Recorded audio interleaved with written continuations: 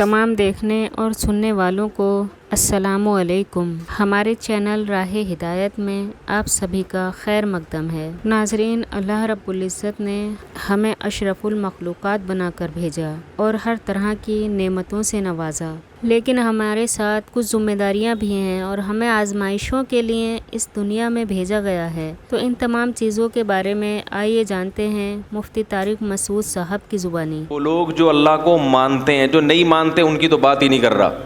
ہندو بھی اللہ کو مانتے ہیں، سکھ بھی اللہ کو مانتے ہیں، عیسائی بھی اللہ کو مانتے ہیں، یہودی بھی اللہ کو مانتے ہیں، بدھسٹ بھی اللہ کو مانتے ہیں، یہ پارسی بھی اللہ کو مانتے ہیں، یہ زیادہ تر تو مذہب اللہ کو مانتے ہیں نا۔ تو ان کے ہاں اللہ کو ماننے، اور لبرل جو مسلمانوں میں ہے وہ بھی اللہ کو بہرحال مانتے ہیں، مولویوں کو نہیں مانتے مگر اللہ کو مانتے ہیں۔ کہتے ہیں یہ مولوی درمیان سے نکالو، ڈائریکٹ اللہ کو مانتے ہیں، بس گاڈ ہے، ٹھیک ہے۔ تو یہ اللہ کو اتنا مانتے ہیں کہ بس وہ ہماری ضرورتیں پوری کرنے کے لیے، اس کا کام ہے بارشیں برسانا، زمین سے تناور درخت پیدا کرنا، سوکھا چارہ کھلا کے گائے بھینسوں کے تھنوں سے دودھ نکالنا ہے۔ بھائی ہم جب پیدا ہوئے تو ہمیں ماں کی نعمت دی، ماں کی چھاتیوں میں دودھ پیدا کیا، باپ کی محبت دی۔ جب بالغ ہوئے، جوان ہوئے تو اس نے ہمارے لیے جوڑے پیدا کیے جن سے ہم نے نکاح کیا، ہمیں اولادیں دیں، ہمیں بزنس دیا، کاروبار دیا۔ اللہ بہت بڑا ہے۔ آگے بھائی وہ اللہ کی کیا ڈیفینیشن، بس اتنا ہی ہے بھائی، اس سے آگے ہم اللہ کو معاذ اللہ فری کرانے کے لیے ان کی اپنی زبان میں بات کر رہا ہوں، اس سے زیادہ اللہ کو پروٹوکول دینے کے لیے تیار نہیں ہے۔ ہندو بھی مانتا ہے اللہ، عیسائی بھی مانتا ہے اللہ، اور جو تھوڑی بہت اللہ کی عبادت بھی کرتے ہیں نا، وہ بھی اپنے مطلب کے لیے ہیں۔ بھائی ہندو لوگ مندر میں کیوں جاتے ہیں؟ بھگوان کی پوجا کرنے کے لیے نا۔ تو اس کا مقصد بھی کیا ہوتا ہے؟ کسی نے بتایا ہوتا ہے، پنڈت جی نے، یہ والا بھگوان تمہارا یہ والا کام کرے گا۔ آئی بات سمجھ؟ وہ کیا کرے گا؟ یہ والا کام۔ سیٹنگ ہو رہی ہے، شادی نہیں ہو پا رہی، تو وہ والے بھگوان کے پاس جاؤ، اس کو تربوز چڑھاؤ، آئی بات سمجھ، یا ناریل چڑھاؤ، کچھ کرو اس کے۔ اس کو کوئی تربوز چڑھاتے ہیں، کوئی پتہ نہیں تربوز چڑھاتے نہیں چڑھاتے، لیکن ناریل تو سنا ہے کہ کیا خیال ہے؟ تو یہ چیزیں اس کو چڑھاؤ گے تو وہ آپ کے کیا کرے گا؟ کام آئے گا۔ جبکہ اسلام نے جو عبادت کا تصور دیا ہے اس میں اللہ آپ کے کام آئے یا نہ آئے، نماز آپ کو بہرحال پڑھنی۔ لطیفہ پرانا ہو گیا، میں سنا دیتا ہوں دوبارہ، بہت پرانا ہو گیا، لیکن نئے لوگ بھی آ رہے ہیں نا، کئی بار سنا چکا ہوں، تو پرانے لوگ ہیں وہ بور ہوں گے، لیکن سبق بہت ہے اس میں۔ ایک دیہاتی آدمی نماز نہیں پڑھتا تھا۔ کیا نہیں کرتا تھا؟ اسے مولوی صاحب نے کہا نماز پڑھا کر۔ اس نے کہا کہ اگر میں نماز پڑھوں گا نا تو میری گائے بھینسوں کی رکھوالی کون کرے گا؟ مولوی صاحب نے کہا دیکھ، نماز پڑھنے سے رزق میں برکت ہوتی ہے، تو نماز جب پڑھے گا تو تیری بھینسیں اور زیادہ دودھ دیں گی، کیونکہ اللہ کی عبادت سے برکت ہوگی۔ تو ایک دن اس نے کہا چلو ٹرائی کرنے میں کوئی حرج نہیں ہے۔ فجر کی نماز پڑھی، گھر گیا تو ایک بھینس مر گئی۔ بھینس کیا ہو گئی؟ اس نے کہا یہ کیا ڈرامہ ہے یار۔ مولوی صاحب کے پاس آیا کہ آپ نے تو کہا تھا بھینسیں دودھ دیں گی، میری تو بھینس مر گئی۔ مولوی صاحب نے کہا اصل میں اللہ تمہارا امتحان لے رہا ہے کہ تم کتنے مضبوط ہو ایمان میں۔ تو ایک دو ہوگا، پھر اس کے بعد ڈبل ہو جائے گا دودھ۔ اس نے کہا چلو ٹھیک ہے۔ ظہر میں آیا، گیا، دوسری مر گئی۔ پھر امام صاحب کے پاس آیا، امام صاحب نے کہا ابھی امتحان کی کچھ کڑیاں کیا ہیں، سخت کڑیاں ہیں، اور یہ ابھی کچھ گھڑیاں باقی ہیں امتحان کی۔ پھر آ گیا، عصر پڑھنے گیا تو ایک اور بھینس مر گئی۔ تو ایک کٹا ہوتا ہے نا بھینس کے چھوٹے چھوٹے بچے، وہ بہت شور مچا رہا تھا، تو یہ اس کو کہتا ہے زیادہ شور نہیں مچا، تو خالی 2 نفل کی مار ہے۔ تو کیا ہے؟ یعنی تیرے پیرنٹس کو مارنے کے لیے نا 4 فرض پڑھنے پڑے ہیں۔ وہ بڑے بڑے بھینسے تھے، تو اتنا سا ہے 2 نفل پڑھوں گا اور مر جائے گا۔ تو وہ کیوں نماز پڑھ رہا تھا؟ دانت میں کچھ پھنسا ہوا ہے۔ اس کے ذہن میں یہ بات بیٹھ گئی تھی کہ بھائی عبادت کرنے سے رزق میں برکت ہوگی. حالانکہ وہ یقیناً برکت ہوتی ہے، مگر عبادت رزق میں برکت کے لیے نہیں کی جاتی. وہ تو کرنی ہے، بھینس مرے یا زندہ رہے، فجر بھی پڑھنی ہے، ظہر بھی پڑھنی ہے، عصر بھی پڑھنی ہے، مغرب بھی پڑھنی ہے اور عشاء بھی پڑھنی ہے. کیوں؟ اس لیے نہیں کہ رزق میں برکت ہو. ہم نماز اس لیے تھوڑی پڑھتے ہیں، اس لیے کہ جو کھلا رہا ہے پالیسی بھی اسی کی چلے گی. وہ جب کھلا رہا ہے اور نعمتیں دے رہا ہے تو جب عبادت کے لیے بلائے گا ہمیں اور آپ کو جانا پڑے گا، چاہے ہمارا فائدہ ہو یا ہمارا نقصان ہو. میں نے جمعے کے بیان میں ایک واقعہ سنایا تھا نا کس سابق حکومت کا، کہ پنجاب میں کو ایجوکیشن سسٹم شروع کر دیا. جب کو ایجوکیشن سسٹم شروع کیا ہے تو علماء گئے وزیر اعلیٰ کے پاس کہ بھئی یہ کیا ڈرامہ شروع کر دیا تم نے. حکومت نے کہا تھا ہمارے پاس فنڈ نہیں ہے الگ الگ اسکولوں کا. تو پھر وہ حکومت نے بتایا علماء کو کہ فنڈ کا مسئلہ نہیں ہے، باہر سے مدد آتی ہے، ان کی یہ ریکوائرمنٹ ہے، ان کا یہ کہنا ہے کہ الگ الگ اسکول نہیں بناؤ، لڑکے لڑکیوں کو ساتھ بٹھاؤ. تو علماء بڑے حیران ہوئے، یار یہ کیا کر رہے ہو. تو پھر وہ حکومت نے کہا کہ جن کا کھاتے ہیں پالیسی بھی اسی کی چلے گی. بھائی پیسے وہ اسی شرط پہ دے رہے ہیں. تو عجیب بات ہے، یہ آئی ایم ایف سے قرضہ لیتے ہوئے یہ بات سمجھ میں آتی ہے، امریکہ برطانیہ سے پیسے لیتے ہوئے یہ بات سمجھ میں آتی ہے ہیں بھائی. لیکن اللہ سے چیزیں مانگتے ہوئے اور اللہ کی چیزیں کھاتے ہوئے یہ بات سمجھ میں نہیں آتی. وہاں کہتے ہیں اللہ کھلائے گا مگر پالیسی کس کی چلے گی؟ بولو بھائی، ہماری چلے گی. قانون کس کا چلے گا؟ ہمارا چلے گا. اصل بات کیا ہے؟ سب کو پتہ ہے کہ جتنا اللہ سے کھا رہے ہیں اتنا آئی ایم ایف سے نہیں کھا رہے، لیکن بات یہ ہے کہ وہ لوگ فوراً پکڑتے ہیں اور اللہ فوراً نہیں پکڑتا. میں ذرا یہ دانت صاف کر لوں ورنہ یہ مسلسل جب مجھے پریشان کرتا رہے گا. وہ کہنے لگے کہ کھلاتے وہ ہیں تو پالیسی کس کی چلے گی؟ بولو بھائی، ہماری. تو اللہ تعالیٰ کے کہ ہم کھاتے ہیں مگر اس کے احکام پر عمل نہیں کرتے، اس کی پالیسیوں کو فالو نہیں کرتے. اس کی وجہ یہ ہے کہ دنیا میں جب کسی سے آپ قرضہ لیتے ہیں تو وہ قرضہ روک لیتا ہے اگر اس کی پالیسیوں پہ آپ نہیں چلو گے. جبکہ اللہ کی عادت یہ ہے کہ قرآن میں اللہ نے فرمایا کلن نمد ہؤلاء وہؤلاء، ہم پالیسیوں کو فالو جو کر رہا ہے اس کو بھی کھلائیں گے اور جو نہیں فالو کر رہا اس کو بھی کھلائیں گے. وما کان عطاء ربک محظورا، تیرے رب کی عطا سے کوئی بھی دنیا میں محروم نہیں رہے گا. کیونکہ اگر اللہ نافرمان سے رزق کو روک لیتے تو دنیا میں پھر کوئی بھی نافرمان نہ ہوتا، پھر لوگ مجبور ہو کے اللہ کی عبادت کرتے، اور اللہ کو ایسی عبادت پسند نہیں ہے. بات آ رہی ہے سمجھ میں؟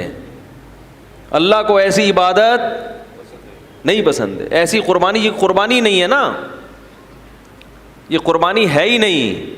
وہ تو آپ جب دیکھ لو سب کچھ. مشرکین یہ کہا کرتے تھے کہ ہمیں اللہ کا عذاب دکھائیں جس عذاب کا آپ وعدہ کرتے ہیں. تو اللہ نے کیا فرمایا؟ اگر عذاب دیکھ لیں گے پھر ایمان لائیں گے تو وہ ایمان مقبول، بولو بھائی، نہیں ہوگا. عذاب دیکھنے کے بعد ایمان لاؤ گے تو پھر تو وہ تو سب کو تو وہ تو کہتے ہیں نا بھائی تمہارے تو اچھے بھی مانیں گے، پھر کیا خیال ہے بھائی؟ پھر تو سب مانیں گے، پھر تو ہندو بھی ایمان لائے گا، عیسائی بھی ایمان لائے گا، کیونکہ اپنے مفاد تو سب کو محبوب ہوتے ہیں. یہاں آزمائش ہے کہ غیب کے پردوں میں ڈال دیا اور اپنی نعمتوں کی بارشیں برسا دیں. آئی ایم ایف اتنا قرضہ نہیں دیتا جتنا ہمیں اللہ کھلاتا ہے فری میں. یہ پانی جو ٹنوں منوں آسمانوں سے برستا ہے، اتنا پانی اگر اللہ اس کا بل مانگنا شروع کر دے تو آئی ایم ایف کے بس میں بھی نہیں ہے کہ یہ اللہ کو اس کا بل پے کرے. ایک بادل جو چھوٹا سا ٹکڑا ہوتا ہے نا بادل کا، ٹنوں منوں وزن ہوتا ہے اس کے اندر ہزاروں پانی کے ٹینکر ہوتے ہیں جو ایک بادل کا چھوٹا سا ٹکڑا لے کے سفر کر رہا ہوتا ہے. یہ جو ہمیں آسمان پہ کالے بادل نظر آتے ہیں نا، چھوٹے چھوٹے ٹکڑے، یہ ہمیں چھوٹے لگتے ہیں، حقیقت میں یہ چھوٹے نہیں ہیں.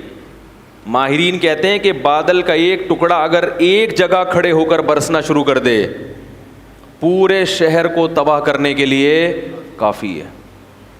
یہ جو چھوٹے بادل کے ٹکڑے ہوتے ہیں کراچی کے اوپر سے گزرنے بارشوں میں، تو اگر یہ کھڑے ہو کے کراچی پہ برسنا شروع کر دیں کہ بھائی چلو اب یہیں پورے خالی ہو جاؤ، پورے خالی کہاں ہو جاؤ؟ ادھر ہی، تو ہم پورے بھر جائیں گے، پھر ہم تیر رہے ہوں گے، پھر تباہ ہو جائے گا سب کچھ. چھڑکاؤ ہے ہلکا ہلکا. یہ کیا ہے؟ ہلکا ہلکا. معصرات کہا ہے اللہ نے، نچڑنے والے بادل تھوڑا تھوڑا نچڑتے ہوئے جا رہے ہوتے ہیں، ہلکا ہلکا چھڑکاؤ کرتے ہیں، اور ہوا ان کو دھکیل دیتی ہے کہ بس بہت ہو گیا، آگے نکلو آگے، ایک ہی جگہ پہ نہیں برس جانا، کیونکہ اتنا پانی ہے کہ یہ کراچی والے افورڈ نہیں کر پائیں گے، تباہ ہو جائیں گے یہ سب. وہ تھوڑا سا چھڑکاؤ میں ہی آپ دیکھو حال کیا ہوتا ہے. کیا خیال ہے؟ اسی میں لوگ تیرنا، کھارا در غائب ہو جاتا ہے، کھارا در اخبار میں آتا ہے پھر ہے. بھائی ایسا ہی ہوتا ہے نا کراچی میں، جب زیادہ بارشیں ہو جائیں، گلستان جوہر مارکیٹ سے شارٹ، ایسا ہی ہوتا ہے. وہ جو بھی نشیبی علاقے ہیں وہ بالکل ڈوب جاتے. اتنا پانی اتنے بڑے شہر میں برستا ہے. فَسَلَكَهُ يَنَابِيعَ فِي الْأَرْضِ، یہ رب کی سخاوت ہے جو جوش مارتی ہے. اور پھر اللہ فرماتے ہیں اس پانی کو ہم زمین پہ برسا کے زمین کو طاقت دیتے ہیں، وہاں سے چارہ پیدا ہوتا ہے. پھر زمین کی دراڑوں میں جہاں بھی زمین کو جگہ نظر، پانی کو جگہ نظر آتی ہے نا، سوراخ کہیں بھی، پانی اس میں داخل ہوتا ہے. پھر مٹی میں اللہ نے فلٹر لگائے ہوئے ہیں، وہ فلٹر پانی کو ایسا صاف کرتے ہیں جراثیم سے کہ ہزاروں سال بعد بھی مٹی سے پانی نکالو تو وہ آپ کو بالکل تازہ ملے گا پانی، اس میں ذرہ برابر بھی خرابی پیدا نہیں ہوگی. اور پھر اس پانی کو جب زمین میں داخل کرتے ہیں تو کرتے کرتے ایک جگہ جا کے اس کو بریک لگا دیتے ہیں کہ بھائی اس سے زیادہ نیچے مت جانا، کیونکہ انسان کے لیے اس کو زمین میں اسٹور کیا ہے، لہذا اتنا نیچے مت جانا کہ انسان کی دسترس سے باہر ہو جائے. تبھی ہم کنویں کھود کھود کے پانی، بولو بھائی، نکال، جتنا نکالو اتنا اور آ جاتا ہے، اور آ جاتا ہے، اور آ جاتا ہے. یہ کیا ہے سب؟ KPK میں بعض زمینوں پہ گیا، وہاں ٹیوب ویلیں لگی ہوئی ہیں، پانی آ رہا ہے اور وہ کھیتیاں اس سے آباد ہو رہی ہیں. میں نے پوچھا یار یہ پانی تو، میں تو 2 دن سے ہوں، 2 دن سے پانی نکلتا ہوا دیکھ رہا ہوں. انہوں نے کہا آپ 2 دن سے، ہم 40 سال سے دیکھ رہے ہیں. 40 سال سے کیا ہو رہا ہے؟ ٹیوب ویل سے مسلسل پانی نکل رہا ہے. تو پھر اس کے ہمارے ابا دادا بھی بتاتے ہیں ہم جب پیدا ہوئے تھے تو یہ پانی نکل ہی رہا تھا. اتنا پانی زمین میں. اور صوبہ سرحد جو ہے KPK وہ اونچائی والی جگہ پہ ہے، وہ نشیبی جگہ پہ نہیں. جتنا اونچائی پہ جائیں گے اتنا پانی زیادہ. عجیب بات ہے یا نہیں ہے؟ پانی کی تو صفت ہے نیچے جانا، لیکن کشمیر میں پانی زیادہ ہے اور کراچی میں کم ہے. حالانکہ کراچی سمندر کی سطح کے بالکل برابر ہے، لیکن سطح سمندر سے اوپر جا رہے ہیں تو پانی اور زیادہ ہوتا چلا جا رہا ہے. سوال پیدا ہوتا ہے پانی تو نیچے آتا ہے، اوپر تھوڑی جاتا ہے پانی. لیکن جتنی بلندی پہ، میں ایسے ایسی علاقوں میں گیا ہوں 7000 فٹ بلندی، آکسیجن نہیں ہوتی وہاں پہ، سانس لینے میں دشواری، مگر پانی کے چشمے پہاڑوں کی نوک سے پھوٹ رہے ہیں. کیونکہ وہ بھی زمین ہے وہاں، اس کو بھی اللہ نے کیا کرنا ہے؟ بولو بھائی، آباد کرنا ہے اللہ نے. پہاڑوں کے اوپر پانی جاتا ہے اور بالکل چوٹی سے نکل کے نیچے بہنا شروع ہوتا ہے. اسی وجہ سے اللہ نے کہا ہم نے زمین میں دریا اور چشمے جاری کر دیے. پھر پانی کا ایک الگ سسٹم ہے، جیسے بالکل ہم لوگ چیزیں اسٹور کرتے ہیں نا بھائی، جیسے ہم بقرعید کے گوشت سے حلیم پکاتے ہیں نا محرم میں، میں تو نہیں پکاتا، یہ لوگ پکاتے ہیں، تو وہ کہاں اسٹور کرتے ہیں؟ فریج میں. کیا خیال ہے بھائی؟ کیونکہ محرم میں پھر کہاں سے ملے گا اتنا گوشت؟ تو لوگ بقرعید کے گوشت کو کیا کر دیتے ہیں؟ اسٹور کر دیتے ہیں، جب محرم میں اسی سے حلیم پکے گا، تو فریز کر دیا جاتا ہے نا. ایسے ہی گرمیوں میں پانی کی ضرورت زیادہ ہوتی ہے، تو اللہ تعالیٰ کیا کرتے ہیں کہ جو ٹھنڈے علاقے ہیں وہاں پانی کو برف کی شکل میں اسٹور کر دیتے ہیں. نہیں آ رہی میرا خیال ہے. قرآن نے اس کا بھی تذکرہ کیا کہ آسمان سے برف نازل ہوتی ہے، وہ برف کے بڑے بڑے پہاڑ، وہ سب کیا ہے؟ قدرتی فریج ہے جس میں کوئی ڈور نہیں ہے، دروازہ نہیں ہے، کوئی بجلی نہیں دینی پڑ رہی اس کو. وہ اللہ تعالیٰ آسمان سے ہی برف بنا کے اس کو زمین پہ، بولو نا بھائی، نازل کر کے بڑے بڑے تودے گلیشیئر بنا دیتے ہیں. وہ گلیشیئر اسٹور ہو جاتے ہیں، بالکل صاف ستھرا پانی ہوتا ہے، وہ ایک دم نیٹ کلین پانی، صاف ستھرا. وہ پانی بڑے بڑے گلیشیئر کشمیر میں اور کیٹو کی پہاڑیوں پہ ادھر کیا ہو جاتے ہیں؟ پورے پورے برف کے پہاڑ بن جاتے ہیں. پھر کیسا بہترین نظام ہے. ایسا نہیں ہوتا ایک دم دھڑام سے پہاڑ پگھل جائیں، نا نا نا نا. جیسے جیسے گرمی آتی ہے تھوڑا تھوڑا پانی پگھلنا. وہ پانی پگھل کے پہلے چھوٹی چھوٹے چشموں میں، پھر نہروں میں، پھر بڑے بڑے دریاؤں میں، پوری دنیا کو سیراب کرتا ہوا کہاں سے چلتا ہے اور کدھر سمندر میں آ کے، بولو بھائی، گرتا ہے. پھر وہ یہ سب کو سیراب کرتا ہوا ہے، کیونکہ اللہ کو پتا ہے پوری دنیا کو آباد کرنا ہے میں نے. سب کو سیراب کرتا ہوا وہ سر، جانور بھی پی رہے ہیں، انسان بھی پی رہے ہیں، کپڑے بھی دھل رہے ہیں، ڈبکیاں بھی لگ رہی ہیں، اس میں مچھلیاں بھی پیدا ہو رہی ہیں، ان مچھلیوں کو خوراک بھی مل رہی ہے، شکار بھی ہو رہا ہے، اور اس سے جو جنگلات ہیں ان کو بھی پانی مل رہا ہے. پھر اس سے جناب گندم کی کھیتیاں بھی سیراب ہو رہی ہے. سندھ کے پورے باغات انہی نہروں سے، تو وہ جو آ رہی ہیں وہاں سے انہی نہروں کو کاٹ کاٹ کے پورے پورے باغات کو سیراب کیا جاتا ہے. وہ پانی ہوتے ہوتے ہوتے ہوتے سمندر میں آ کے گرتا ہے. پھر سورج اس پانی کو پکاتا ہے، سمندر کے پانی کو دوبارہ پکاتا ہے. پھر وہ میٹھا پانی دوبارہ بادلوں میں جاتا ہے. پھر وہ منو ٹن بھرے ہوئے بادل، اللہ ہوا کو کہتا ہے چل بھائی واپس چل، جہاں سے آیا تھا ادھر واپس. پھر وہ وہاں جا کے برسے گا. کچھ تو لیکوڈ مائع کی شکل میں برسے گا اور کچھ برف بن کے جو بہہ جائے گا، اور پھر برف بن کے آہستہ آہستہ پگھلتا رہے گا. اللہ تعالیٰ پوری دنیا کو آدم علیہ السلام کے زمانے سے پانی پلاتے چلے آ رہے ہیں. یہ پانی کم ہونے کا نام نہیں لے رہا. اتنا زبردست سسٹم ہے نا بارش کا. ایک سائنسدان نے کہا ہے کہ یہ جو بارش کا نظام ہے نا، یہ اتنا پیچیدہ اور اتنا دلچسپ نظام ہے کہ یہ نظام خود بخود وجود میں نہیں آ سکتا. یہ غیر مسلم کے الفاظ ہیں. اور ہمارے یہاں کیا کہتے ہیں؟ پانی ختم ہو رہا ہے، نسل کو بولو بھائی روکو. پانی ختم نہیں ہو رہا، یہ الو بنانے کی باتیں ہیں. کیونکہ پانی ختم جب ہوگا جب وہ فنا ہو رہا ہو. پانی ایک حالت سے دوسری حالت میں تبدیل ہو کے بالآخر کہاں جاتا ہے؟ سمندر میں. پھر دریا، وہ سارا سائیکل ہو رہا ہے، یہ پورا چکر ہے، یہ ضائع ہوتا ہی نہیں ہے. اور کتنے لاکھوں گیلن، کروڑوں گیلن پانی سمندروں میں ضائع ہو رہا ہے. تو ہماری حکومتیں اپنی سستی کہ بھئی پانی کو اسٹور کرنے کا کوئی انتظام نہیں ہے. ڈیم بنانے کی بات کرو تو سیاسی جھگڑے. کیا خیال ہے؟ تو پانی کو اسٹور کرنے کا خود کا کوئی انتظام ہے نہیں، اور ڈال دیتے ہیں کس پہ؟ کہ نسل روکو. آئی بات سمجھ میں؟ یہ ایسے ہی جیسے گھر میں کوئی سست باپ ہو نا، سست باپ ٹھیک ہے نا. بیگم نے اپنے سسرالیوں کو بلا لیا، اپنے میکے والوں کو دعوت کے لیے. اب اتنا بڑا کولر رکھا ہوا ہے لا کے، کہا جا رہا ہے بھائی گھر میں 20 افراد آ رہے ہیں تو آپ ایسا کریں اس کو بھرنے کا انتظام کر لیں. تو آپ سستی میں وہ تو کولر بھرنے کے لیے تیار نہیں ہے. آپ کہہ رہے ہیں 20 افراد کے بجائے 5 کو بلاؤ. کس کو بلاؤ؟ 5 کو. تو یہ اس لیے نہیں کہ پانی کی کمی ہے، یہ اس لیے کہ آپ کیا ہیں؟ سست. تو حکومت جب کہتی ہے نا کہ نسل روکو، پانی کے ذخائر کم ہو رہے ہیں، تو یہ حکومت اپنی سستی کس پہ نکال رہی ہے؟ ہم اور آپ پہ نکال رہی ہے. نہیں یاری میرا غلط بات سمجھ. تو اللہ کی طرف سے رزق برس رہا ہے، برس رہا ہے، ہم پانی بھی پی رہے ہیں. اگر ایک پانی اللہ روک لینا، خدا کی قسم IMF قرضے دینا چھوڑ دے، اتنا نقصان نہیں ہے. کھاتے پیتے پھر بھی رہو گے. لیکن ایک پانی آسمان سے برسنا ختم ہو جائے تو دیوالیہ نکل جائے انسانوں کا, لوگ ان ڈالر اور سونے اور چاندی کے سکوں کو بھول جائیں گے. اکثر میں ایک واقعہ بیان میں سناتا ہوں. ایک بادشاہ نے ایک بزرگ سے کہا کہ میں آپ کو اپنی آدھی سلطنت گفٹ میں دینا چاہتا ہوں. کس میں دینا چاہتا ہوں؟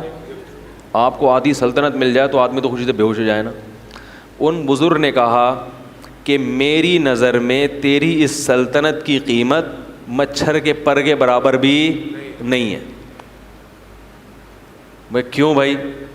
انہوں نے کہا میرے پاس جو نعمتیں ہیں نا, جو گاڈ گفٹڈ نعمتیں, جو اللہ نے مجھے بغیر کسی محنت کے دی ہیں, ان نعمتوں کی قیمت تیری اس سلطنت سے زیادہ ہے. بادشاہ بڑا حیران ہوا, یار یہ دیکھنے میں تو فقیر سا لگتا ہے, کپڑے بھی دیکھو پھٹے پرانے, اور اس کے پاس اتنی دولت اور اتنا کچھ, اس کے پاس سرمایہ پتہ نہیں کہاں چھپا کے رکھا ہوا ہے اس نے, جو میری پراپرٹی سے بھی زیادہ ہے. تو بادشاہ نے بلا لیا. بادشاہ لوگ تو بڑے لالچی ہوتے ہیں نا, بھائی کہاں رکھا ہوا ہے بھائی. تو بادشاہ نے بلا لیا. تو بادشاہ نے کہا کہ آپ شکل سے تو اتنے مالدار نہیں لگتے, لیکن آپ نے جو یہ کہا کہ آپ کے پاس اتنی قیمت کی چیزیں ہیں تو یہ کہاں ہیں؟ بزرگ کو پتا تھا ایسے سمجھاؤں گا اس کی سمجھ میں نہیں آئے گا, مثال سے بات سمجھ میں آتی ہے نا. کیا خیال ہے بھائی؟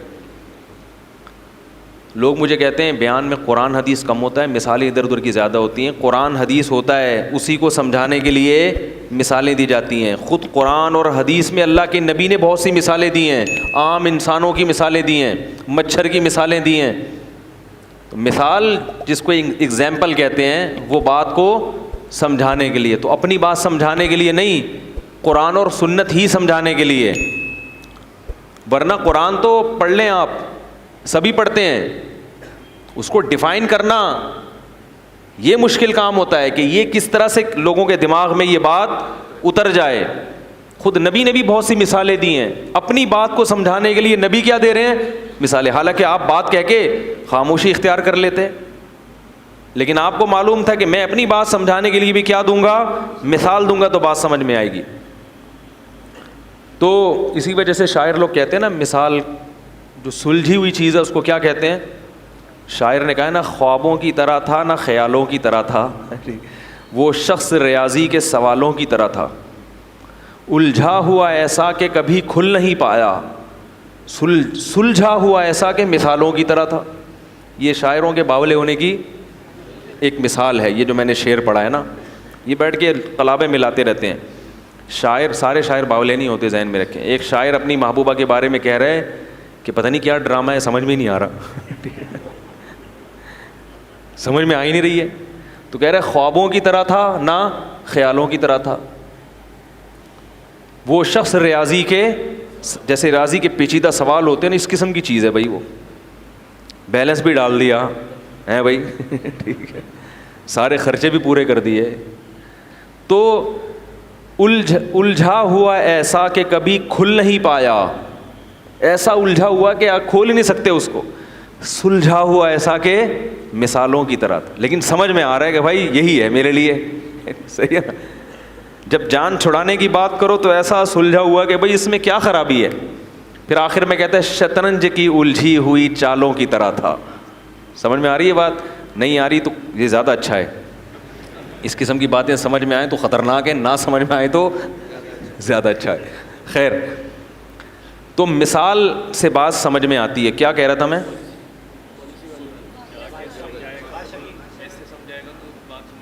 ابے وہ مثال دینے لگا تھا, وہ ذہن سے نہیں. ابے والد کی پالیسی تو بہت پرانی ہو گئی. بادشاہ, ہاں, تو ان بزرگ نے بادشاہ کو مثال سے سمجھایا. وہ بادشاہ بزرگ سے کہہ رہا تھا نا کہ بھائی کی کون سی چیز ہے, تو ان بزرگ نے بادشاہ سے کہا کہ بادشاہ سلامت, ایک مثال ہے, اور مثال اکثر فرضی ہوتی ہیں. ان کو لوگ کہتے ہیں فرضی قصے سنا رہا ہے, تو فرضی بھی ہوتی ہیں کہ فرض کر لو تھوڑی دیر کے لیے, تو کیا ہوگا. تو انہوں نے کہا کہ بزرگ نے کہ فرض کرو بادشاہ سلامت, آپ کو پیاس لگ رہی ہے, ایک پیالہ پانی آپ کے پاس رکھا ہوا ہے, لیکن آپ کو ایک بیماری لگ گئی کہ وہ پانی جب آپ پیتے ہیں تو الٹی ہو کے نکل آتا ہے. وہ پانی الٹی ہو کے اب پوری ایڑی چوٹی کا زور لگا لیا مگر وہ پانی حلق میں گھسنے کے لیے تیار نہیں, ایسی بیماری لگ گئی. تو بادشاہ سلامت آپ کیا کرو گے؟ بادشاہ نے کہا علاج کروں گا بھائی, الٹیاں رکیں. وہ کون سی گولی آج کل آ رہی ہے الٹیوں کی مشہور, وہ گرینیٹ کچھ اس طرح, گریوینیٹ کھاؤں گا. اس زمانے میں جو بھی گریوینیٹ ٹائپ کی چیز ہوتی تھی, بھائی الٹی روکنے کے لیے گریوینیٹ کھاؤں گا, یہ کھاؤں گا, وہ کھاؤں. اس نے کہا سب کچھ کر کے دیکھ لیا مگر فائدہ نہیں ہو رہا. بزرگ نے کہا پھر ایک حکیم آتا ہے آپ کے پاس, تو وہ حکیم کہتا ہے کہ میں آپ کا علاج گارنٹی کے ساتھ کروں گا, لیکن شرط یہ کہ مجھے اپنی آدھی سلطنت دے دو, اس کے بغیر میں آپ کا علاج نہیں کروں گا, چاہے میری گردن اڑا دو. اور علاج شرطی ہے, اگر علاج نہیں ہوا تو میری گردن اڑا دینا. بادشاہوں کا کام تو پہلے یہی ہوتا تھا, یہ ہو گیا تو گردن اڑا دو, نہیں تو سمجھ رہے ہیں. تو بادشاہ نے کہا بھائی اگر اس قسم کا حکیم آئے گا اور مجھ سے آدھی سلطنت مانگے گا, تو بزرگ نے کہا اپنی آدھی سلطنت دے دو گے؟ بادشاہ نے کہا دینی پڑے گی بھائی, کیونکہ اس سلطنت کا میں کیا کروں گا کہ پانی حلق میں, بولو نا یار, اتر ہی نہیں رہا, کیا کرنا ہے اسی سلطنت, مر جائیں گے ویسی پیاس سے اور تڑپ کے مریں گے. اس نے کہا چلو جی, آپ نے آدھی سلطنت اس کو دی اور اس نے کوئی ایسی دوا کھلائی, اب وہ پیالہ آپ کے حلق میں اتر گیا. اب اگلا پروسیس کیا ہے؟ پیشاب بن کے نکل جائے. اب وہ وہاں رک گیا, پیشاب بند ہو گیا, اب وہ پانی پیشاب بن کے نکلتا نہیں. اب کیا کرو گے؟ بادشاہ نے کہا بھائی علاج کریں گے. کیا خیال ہے؟ پتھری ہے, کیا چکر ہے بھائی؟ تو کہا علاج کر کے تھک گئے مگر وہ پیشاب نہیں نکل رہا, تو کیا کرو گے؟ وہی حکیم آیا اور کہنے لگا کہ آدھی بقیہ بھی دو گے تو کیا کروں گا؟ دوا کھلاؤں گا اور یہ پیشاب نکل جائے گا. بادشاہ نے کہا بھائی کیا کرتا, پیشاب سے تو مر جائے گا نا تکلیف سے انسان, یہ عذاب سے مرنے سے بہتر ہے کہ غریب ہو کے زندہ رہ لے آدمی. بادشاہ نے کہا اپنی آدھی سلطنت بھی اس کو دے دوں گا. بزرگ نے کہا یہ ہے تیری سلطنت کی اوقات, ایک پیالہ پانی اور ایک پیالہ پیشاب, اس کے برابر ہے تیری سلطنت. میرا رب مجھے روزانہ درجنوں گلاس پانی پلاتا ہے فری میں, اور پیشاب بنا کے نکال دیتا ہے فری میں. میرے رب نے مجھے جو نعمتیں دی ہیں وہ تیری سلطنت سے کئی گنا زیادہ قیمتی ہیں, لہذا میں تیری سلطنت پہ رال ٹپکا کے اپنے رب کو ناراض نہیں کر سکتا. کاش یہ بات ہماری سمجھ میں آ جائے, کاش سمجھ میں آ جائے. ہر آدمی رو رہا ہے, ہائے یہ ہو گیا, ہائے غربت, ہائے مہنگائی, ہائے یہ ہو گیا, ہائے یہ ہو گیا. ہم نے پریشانیاں دیکھی نہیں ہیں, سمجھ میں آ رہی ہے بات؟ اس لیے ہمیں ہری جب پیٹ بھرا ہوا ہوتا ہے نا تو پھر بہت زیادہ مزے کی سوچتی ہے انسان کو. آج غربت مسئلہ نہیں ہے دنیا کا, یاد رکھو. ہیں غریب, وہ بہت تھوڑے ہیں اور وہ بہت بڑے بڑے غریب بھی موجود ہیں, لیکن جو میجورٹی ہے ان کا مسئلہ غربت نہیں ہے, ان کا مسئلہ ناشکری ہے. اور اس ناشکری کا کوئی علاج نہیں ہے, جتنا بھی کھا لو گے, جتنا اچھا پہن لو گے, مگر پھر بھی منہ کیا رہے گا؟ قرآن نے مثال دی ہے نا, ان تحملہ یلہث او تترکہ یلہث. اللہ نے کتے کی مثال دی ہے کہ اس کے سامنے بوٹی ڈالو تو بھی زبان اس کی لٹکی ہوئی ہے, پیٹ بھرا ہوا ہو تو بھی زبان لٹکی رہے گی, اور پیٹ خالی ہو تو بھی زبان لٹکی رہے گی اس کی. یہ حال ہو گیا ہے. دیکھتے نہیں اپنے حکمرانوں سے سبق نہیں لیتے؟ 5 ارب ڈالر قرضہ واپس کروایا جا رہا ہے. باتیں ہو رہی ہیں واللہ عالم ہے یا نہیں, لیکن اگر یہ سچ ہے تو یہ کم ہے. 5 ارب ڈالر یعنی سوچنے میں آتا ہی نہیں ہے کہ کتنا ہوگا. ارے 1 ارب پتہ ہے کتنا ہوتا ہے؟ یعنی شروع کرو تو 100,000 سے 1 لاکھ, 100 لاکھ سے 1 کروڑ, 100 کروڑ سے 1 ارب, پھر اس کو ڈالر سے ضرب دے دو, پھر وہ کتنے؟ 100 ڈالر, 100 ارب ڈالر. میرے بھائی ہم اور آپ تصور, لیکن ایسے لوگ بھی چاہتے ہیں کہ ہم دوبارہ آئیں اور مزید پیسہ یعنی یہ وہ لوگ ہیں کہ اگر یہ 5,000 کے نوٹ کو چائے میں ڈبو کے کھانا شروع کر دیں, خود نوٹ کھانا شروع کر دیں, ان کی زندگیاں ختم ہو جائیں گی مگر وہ نوٹ ختم نہیں ہوں گے. کتنی بڑی عبرت ہے اس واقعے میں کہ اصل مسئلہ دولت نہیں ہے, ہوس ہے. جس میں ہوس ختم ہو جائے تو اس کو یہ بہت لگے گا جو نعمتیں ہم کھا رہے ہیں. یہ جو اولاد روکنے کی بات کرتے ہیں نا, ہوس کے مریض ہیں. یہ چاہتے ہیں ہم کروڑ پتی ہو جائیں, ہمیں ایک دھیلا بھی اپنی اولاد پہ خرچ نہ کرنا پڑے. اور جس کو سمجھ میں آ گیا کہ رازق اللہ ہے اور جو رزق ہمیں مل رہا ہے بہت ہے, وہ میرے بھائی درجن بچوں پر بھی پریشان, بولو بھائی, نہیں ہوگا. وہ نہیں ہوگا پریشان, وہ اس پہ بھی خوش ہوگا. تو یہ جو ہماری باتیں ہیں نا, یہ جب سمجھ میں آئیں گی جب دنیا کو کیا سمجھیں گے, مسافر خانہ, اور اللہ کی نعمتوں کی قدر کریں گے. یہ دماغ میں بٹھا لیں کہ ہم میں سے ہر شخص کو اللہ نے بہت سے بھی زیادہ دیا ہے. اللہ میرے شیخ کی مغفرت فرمائے, آخر عمر میں بیمار ہو گئے تھے, 78 سال کی عمر میں بہت شدید بیمار ہو گئے. ایسے بیمار ہو گئے کہ بس لگ رہا تھا کہ اب ان کی موت واقع ہو جائے گی. حضرت کا چہرہ بہت کھلا رہتا تھا. جو حضرت سے کو ملے ہیں نا, ہمارے شیخ کے ساتھ رہے ہیں, بڑے بزرگ تھے, ان کا چہرے پہ بڑی رونق تھی, ہر وقت خوش رہتے تھے. غم صرف ایک آخرت کا تھا, ان کو چہرے پہ سرخی تھی ان کے. بڑا اللہ نے ان کو چہرہ بھی نورانی دیا اور اعمال تو ایسے کہ گناہ کا تصور بھی نہیں کر سکتے تھے. وہ اتنے تقویٰ ان کا مشہور تھا. 60 سال غربت میں گزارے انہوں نے. کتنے؟ اور ایسی غربت کہ انڈا خریدنے کے پیسے, بولو بھائی, نہیں تھے. یہ واقعہ حضرت جب سناتے تھے تو فرماتے تھے مجھے ڈر لگتا ہے کہیں یہ واقعہ بیان کرنے سے ناشکری نہ ہو جائے, کہ اللہ یہ نہ کہے کہ تو غریب تو تھا نہیں تو اپنی غربت بیان کیوں کر رہا ہے. فرماتے تھے اس لیے بیان کر رہا ہوں تاکہ آپ لوگوں کو عبرت ہو کہ میں 2 وقت کی جو روٹی ملتی تھی دال کے ساتھ, اس کو اللہ کی بہت بڑی نعمت سمجھتا تھا. ذاتی گھر کا تو تصور بھی نہیں کر سکتے تھے وہ. ان کی اہلیہ بیمار ہوئیں, ڈاکٹر کے پاس لے گئے. ڈاکٹر نے کہا ان کو پھل فروٹ کی ضرورت ہے. کیا کھلاؤ؟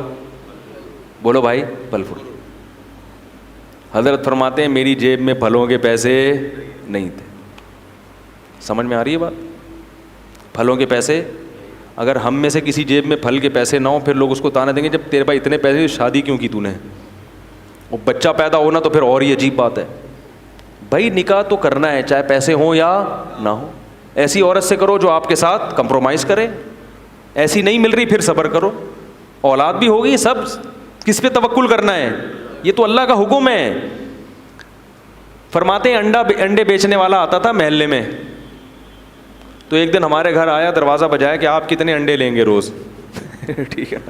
حضرت فرمایا میں نے کہا کہ ہمارے ہاں انتظام ہے. گول مول بات کی, یہ نہیں کہا کہ میرے پاس تو پیسہ ہی نہیں ہے, تو اپنی غربت کیوں کسی کے سامنے ظاہر کریں. فرمایا میں اپنے آپ کو اس وقت سیٹھ سمجھتا تھا. کیا سمجھتا تھا؟ سیٹھ. فرمایا تھوڑا سا عام آبادی سے ہٹ کے رہتا تھا میں, یہ دکھانے کے لیے کہ میں کیا ہوں, میں غریبوں میں ٹھیک ہے, غریبوں میں نہیں رہوں گا میں. حالانکہ کہتے ہیں سب سے زیادہ غریب میں ہی تھا محلے میں. اتنے خوش, تو بیگم کو سیب کھلانے کے پیسے نہیں تھے.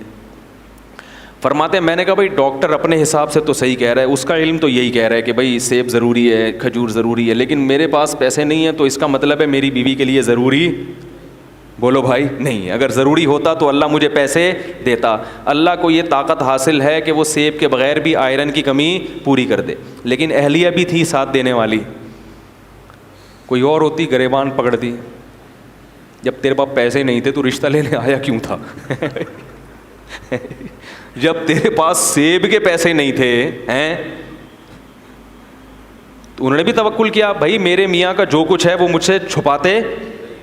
ہاں جو کنجوس آدمی ہے نا, جو بیوی کو ترسا کے کھلا رہا ہے اور ادھر پیسے جمع کر رہا ہے, اس کا گریبان پکڑنا چاہیے. سمجھ میں آ رہی؟ اس کو تو کوٹنا بھی چاہیے, کیونکہ ایسے بھی کنجوس دنیا میں ہیں, خود باہر برگر بھی کھا رہے ہیں اور مزے اڑا رہے ہیں اور بیوی کو چائے میں ڈبو کے پاپے کھلا رہے ہیں, کہہ رہے ہیں نبی کی بیویوں نے بھی اس پہ کیا کیا تھا, گزارا. اللہ پہ توکل کرو, اللہ بہت بڑا ہے. اس کو طبیعت سے کیا کرنا چاہیے, کوٹنا چاہیے. میں اس کی بات کر رہا ہوں جو کوشش بھی کرتا ہو پھر بھی رزق کے دروازے نہ کھلتے ہوں, وہ تو اللہ کی طرف سے ہے نا, وہ تو اللہ کی طرف سے. تو حضرت اپنی اہلیہ کی بہت تعریف کرتے تھے, فرماتے اللہ نے مجھے ایسی بیوی دی ہے کہ مجھے جنت کی حور بھی اس کے مقابلے میں پسند نہیں آئے گی. ایسے صاف کہتے تھے, کہہ رہے اللہ نے مجھے ایسی بیوی دی ہے. کیسا انہوں نے حضرت کے ساتھ کیا کیا, کمپرومائز کیا. حضرت فرماتے ہیں انہوں نے تو پیسے ہی نہیں تھے, صبح ایک روٹی کھاتے تھے اور شام کو ایک روٹی دال کے ساتھ. کہا ایک دن ہمارے گھر میں مہمان آئے تو کہنے لگے یار جب بھی آپ کے گھر آؤ دال ہی پکی ہوتی ہے. ٹھیک ہے نا. حضرت فرماتے ہیں اس کے بتانے سے ہماری توجہ اس طرف گئی کہ ہم کئی دنوں سے دال کھا رہے ہیں, ورنہ ہمارا ذہن بھی کبھی اس طرف نہیں. اور فرماتے تھے یہ جو میں آپ کو واقعہ بتا رہا ہوں یہ صرف آپ کو سبق دلانے کے لیے. فرماتے ہیں اس حالت میں یہ نہیں سمجھتا تھا میں غریب ہوں, اور اب بھی یہ نہیں سمجھتا تھا کہ میں غریب تھا, کیونکہ اللہ نے مجھے 2 وقت کی روٹی دی عزت کے ساتھ, رات کو سر چھپانے کے لیے جگہ دی, اور ایک ایسی بیوی دے دی جو میرے ساتھ اس معاملے میں خوش ہے. تو فرمایا کہ بس اللہ نے پوری دنیا کی دولت سمیٹ کے مجھے دے دی, میں یہ سمجھتا تھا. خوش تھے.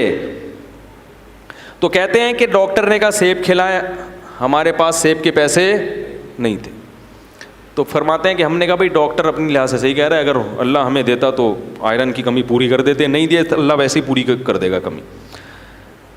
اولاد بھی ہوتی رہی, حضرت بھی نسل روکنے کے قائل بولو بھائی نہیں تھے, اور ہسپتالوں کے قائل بھی, ہسپتال میں پیسے ہی نہیں تھے حضرت کے پاس. سب حضرت کی اولادیں ماشاء اللہ جوان ہیں, اللہ نے کثرت سے اولاد بھی دی, سب بچے پل بھی گئے, باہر ملکوں میں چلے گئے, اعلیٰ تعلیم بھی حاصل ہو گئی. حضرت کا انتقال ہو گیا, مگر پیرانی صاحبہ جو ہماری ہیں حضرت کی اہلیہ وہ اب بھی الحمدللہ زندہ ہیں. 90 سال سے اوپر شاید ان کی عمر ہو گئی ہو. نہیں آ رہی میرا خیال ہے بات. تو یہودیوں کی طرح کیلکولیشن کرتے رہو گے تو دنیا میں نہ سکون ملے گا, خود بھی پریشان رہو گے اور دوسروں کو بھی کیا کرو گے, پریشان کرو. تو حضرت کا انتقال ہو گیا مگر اب بھی بڑی اچھی صحت والی زندگی گزاری. اور حضرت کا بھی انتقال کمزوری سے نہیں ہوا یہ تھا حضرت کو شوگر کی بیماری ہو گئی تھی جو بڑھاپے میں ہو ہی جاتی ہے, لیکن حضرت اس پہ آمادہ تھے کہ بھئی اب مجھے دنیا سے جانے دو, میں میری عمر بہت ہو گئی ہے, اب مجھے زندہ رہنے کا شوق, بولو نا بھائی. حضرت فرماتے جب میری عمر 63 سال ہوئی نا تو پھر مجھے زندہ رہتے ہوئے شرم آنے لگی کہ 63 سال میں نبی دنیا سے چلے گئے, اب تم کیوں زندہ ہو بھائی. تو وہ شرما شرمی میں 78 سال کے ہو گئے. ٹھیک ہے نا, کیونکہ دنیا کو مسافر خانہ سمجھتے تھے نا, کہ بھائی جانا تو ہے, اب 60 سال ہو 70 ہو کتنا ٹھہریں. حضرت فرماتے تھے کہ ہمارے جب بچوں کے بچے ہو جائیں نا تو مجھے ذہن میں آتا تھا اب نئی گاڑی آ گئی ہے, پرانی گاڑی کیا کرے گی, پلیٹ فارم خالی کرے. یاد رکھو آپ کے گھر میں جو بزرگ ہیں ان پہ یہ فارمولہ اپلائی کرنا نہ شروع کر دیں کہیں جا کے, کہ آج ہم نے سنا ہے کہ 63 سال کے بعد انسان کو شرم آنی چاہیے, آپ تو 70 کے ہو گئے. یہ مطلب ہرگز نہیں ہے. ان کو یہ کہو کہ اللہ کرے آپ 100 سال جئیں. یہ ہم اپنے لیے بتا رہے ہیں, دوسرے کے بارے میں یہی کرنا ہے کہ اللہ ان کو, ہم لوگ نہیں کہتے تھے حضرت آپ 63 کے ہو گئے تو آپ کو جانا چاہیے, ہم یہ کہتے تھے آپ 100 سال سے پہلے بولو بھائی نہ جائے, بلکہ ہماری عمر بھی آپ کو لگ جائے. وہ ان کے اپنا ذوق یہ ہے, جو چاہنے والے ہوتے ہیں نا وہ کبھی بھی نہیں چاہتا کہ ہمارا جس سے ہم محبت کرتے ہیں وہ دنیا سے جائے. اس کی محبت کا تقاضا ہے کہ وہ کہے کہ آپ زندہ رہیں, آپ کی عمر ابھی اتنی نہیں ہوئی جانے والی. ہم حضرت سے کہتے تھے لوگ 100 سال میں جاتے ہیں, آپ 78 میں ایسی باتیں کر رہے ہیں, 63 میں ایسی باتیں کر رہے ہیں. تو جس کو محبت ہوتی ہے نا وہ اسی حساب سے سوچتا ہے. ایک شخص نے حضرت کو خط لکھا کہ حضرت مجھے ڈر ہے اگر آپ مر گئے تو میرا کیا ہوگا.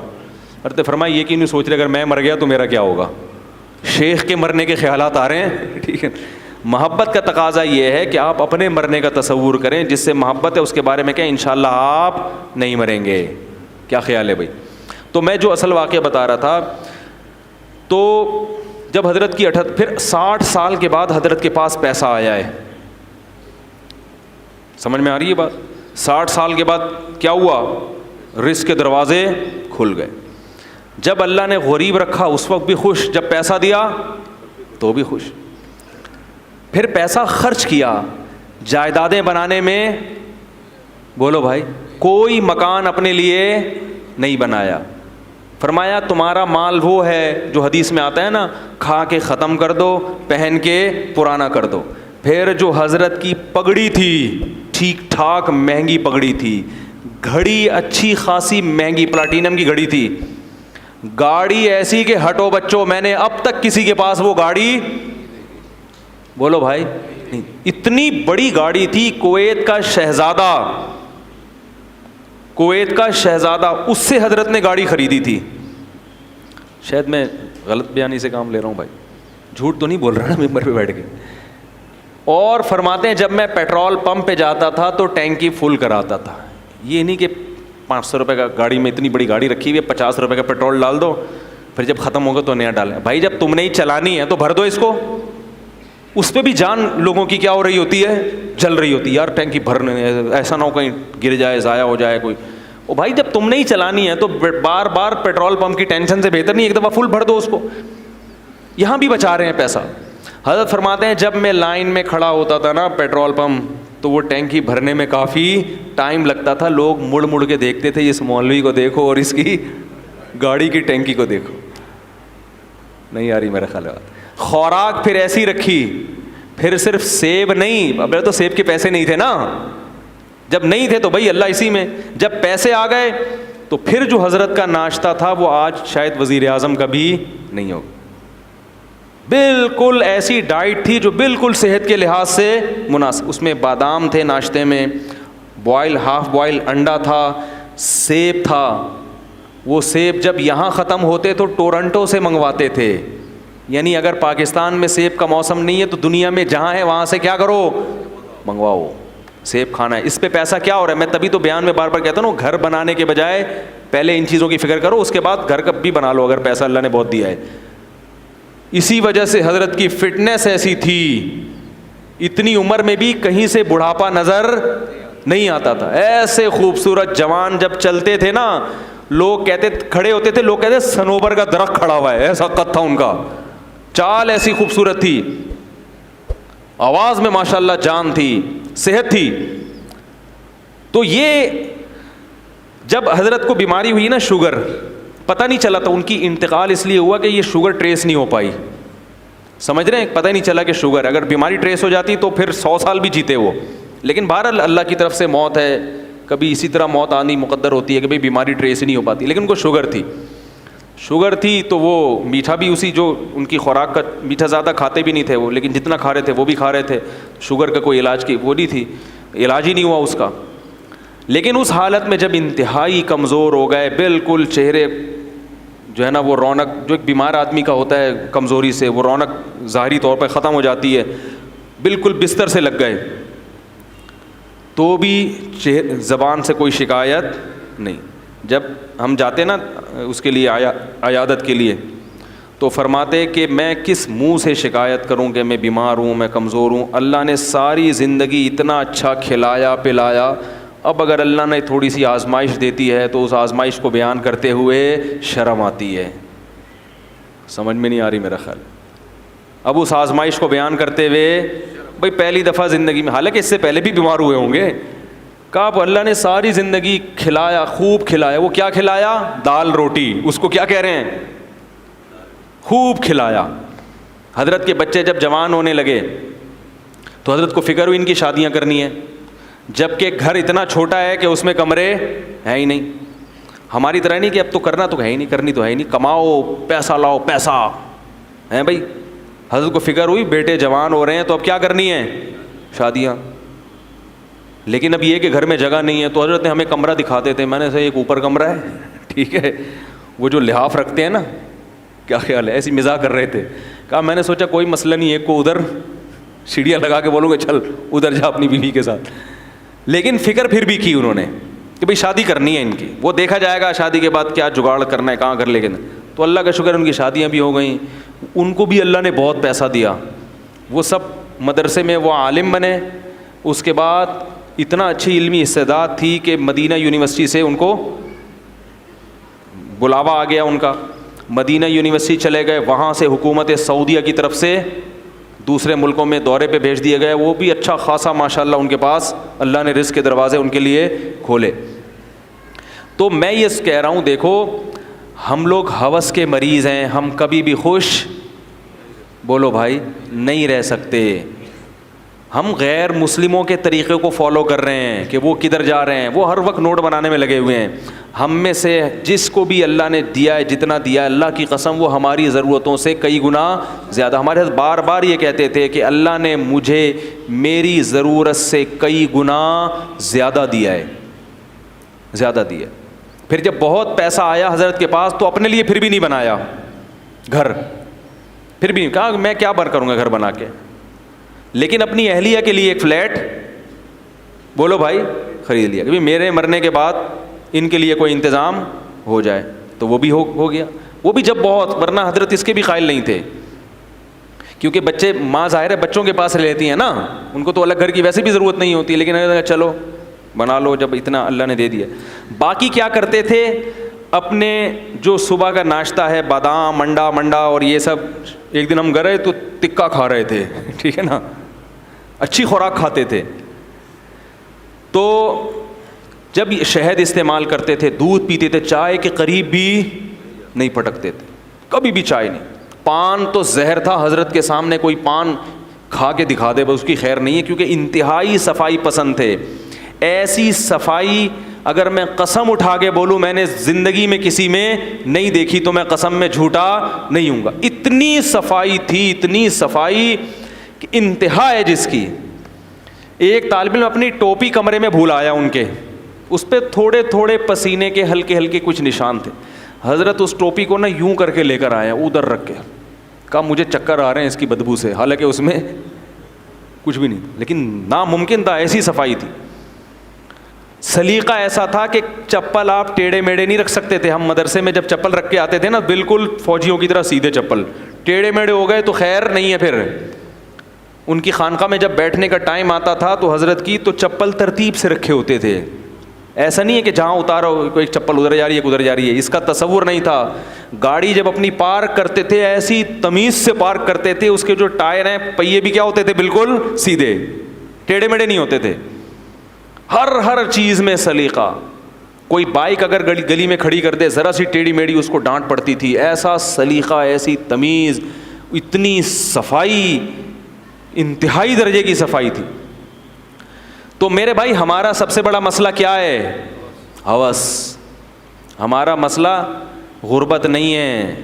ہم میں سے ہر شخص کو اللہ اس کی ضرورت سے کروڑہ گنا زائد ہے. اتنا جب حضرت کو آیا نا, پھر بھی حضرت کہتے ہیں مسافر خانہ ہے, نکلنا ہے یہاں سے, جانا ہے یہاں سے. کسی نے حضرت کو فون کر کے پوچھا کہ آپ سعودیہ عمرہ کرنے گئے تھے, ابھی آپ کہاں ہیں؟ تو حضرت فرمایا میں ناظم آباد کے مسافر خانے میں بیٹھا ہوا ہوں. پھر اس نے 3 دن بعد فون کیا کہ حضرت آپ کہاں ہیں ابھی؟ انہوں نے کہا ناظم آباد کے مسافر خانے میں. اس نے کہا 3 دن ناظم آباد میں جب آپ کا ذاتی گھر موجود ہے تو 3 دن سے آپ مسافر خانے میں کیوں ہیں؟ حضرت نے فرمایا ذاتی گھر کسی کا نہیں ہوتا, جو گھر اللہ نے دنیا میں دیا ہے وہ کیا ہے, مسافر خانہ ہے. تھوڑے دنوں میں یہاں سے جانا ہے, اور واقعی تھوڑے دنوں میں وہاں سے چلے گئے. تو ناظرین آپ نے سنا اور جانا. اللہ رب العزت ہمیں سننے اور کہنے سے زیادہ عمل کی توفیق عطا فرمائے, آمین. تو ملتے ہیں انشاءاللہ نیکسٹ ویڈیو میں. اللہ حافظ. چینل کو سبسکرائب کریں, ویڈیو کو لائک اور شیئر کرنا نہ بھولیں.